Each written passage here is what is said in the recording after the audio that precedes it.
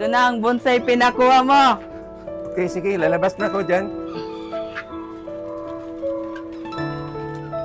So, salamat, nahirapan kasi ako sa sa paggalaw itong kamay ko.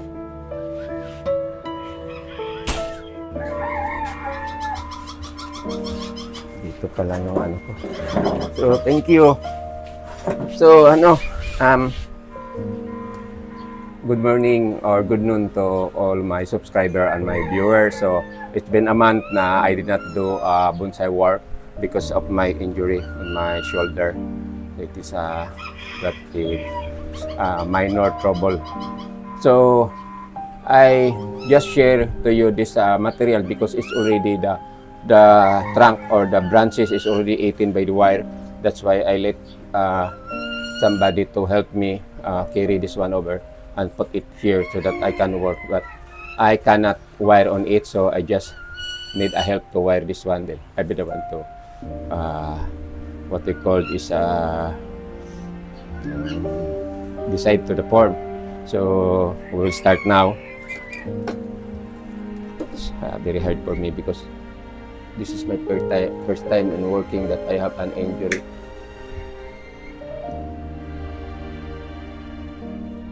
So this is the trunk that I mentioned a while ago that is already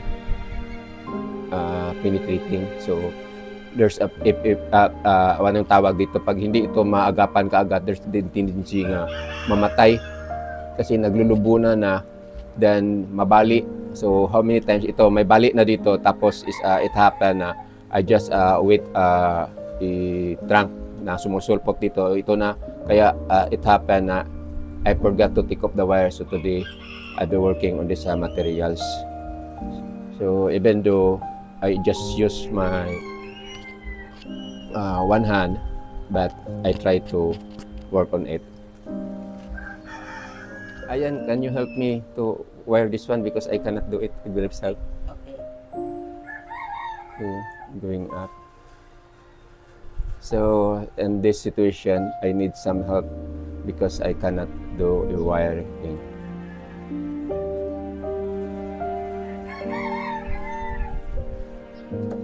I will cut this. Stand by first, stand by. I will cut this one. Okay, continue.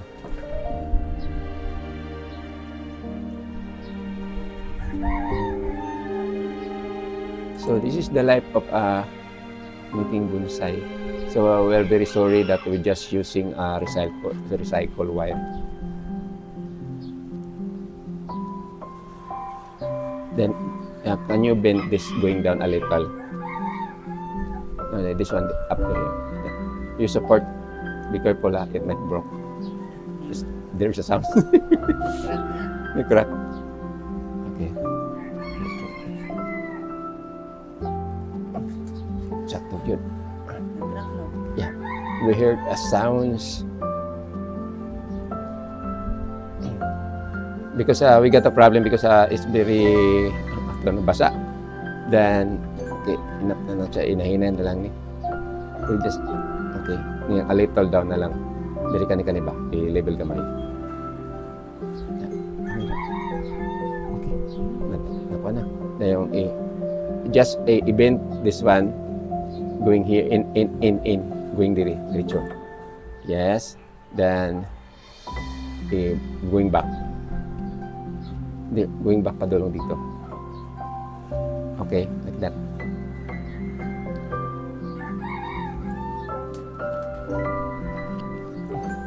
That's it. Enough. Okay na. So, I will cut this area so that it will produce another branch. Then I will cut here.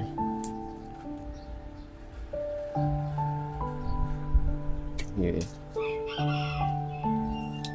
So before, there's already a trunk on this area, but it's a break because their chicken, or I think chicken or cat jump in this area.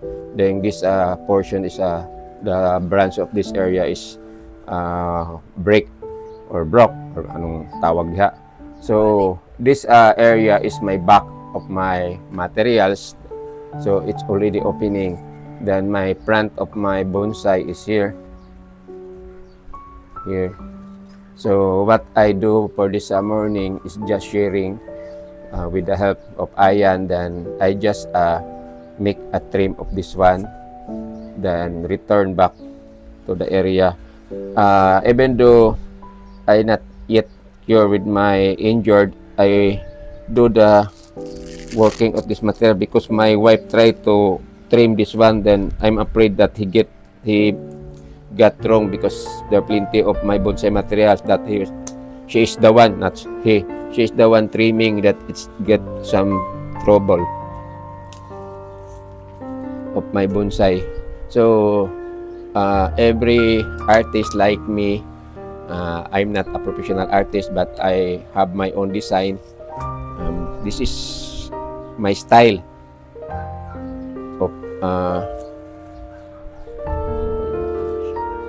of making a bonsai. So I'm almost done trimming this Tugas Bato Bonsai materials. So it's very hard because I'm just using my left hand, and I not use on it to use my left hand because I am a right-handed. But it's happened that my right arm is injured. So I just try my best because this is what we call is bonsai enthusiast. So even if very hard, I just continue so that I can make some video to be shared to all my friends, my subscriber, especially the people who like my video and also the people who watch my video. So I'm done with this one. So this is it now, the look of my bonsai materials. That one. This is it now. So kindly put this down, then put the another bonsai materials back. So we have another materials that I just include on my video. So this is already in 1 month. So it is happening like this one. Then we need to take off all this branch that is unnecessary because this is the one who suck the nutrients for the bonsai. Instead just go in this area.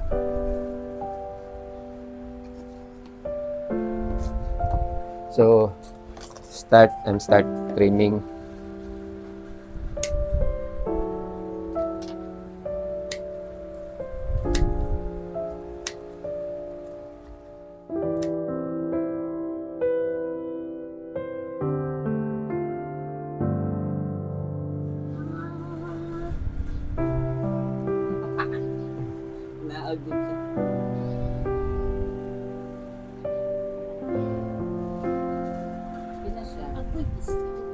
So we are almost done of working in this bonsai materials. Wala ni mo giyalog tanto. Pati mo nakitaan. Okay na. Ha? Okay na. Kaya akong gituyok. So it's got some problem because while I'm framing on this area, then it's time that I will turn the turntable. We just also trimming on the other side. So we cannot sa tawag anak dili mi nagka-synchronize while working on this bonsai material. But anyway, thanks for the help of Ayan. Sige na. Ako na lang, Captain, babe. So, sige na lang. Get the problem because the cat. Oh, this, we have a cat sa mukan. Now. So anyway, this is now, we got 2 bonsai materials in here that we will working with the help of Ayan and our camera woman is Krisa. So just sharing, hope you like my video for about 1 month that I did not work on my bonsai. So since we have done, so I just say thank you very much for watching. God bless you all. Have a nice noon ahead of you. Bye-bye.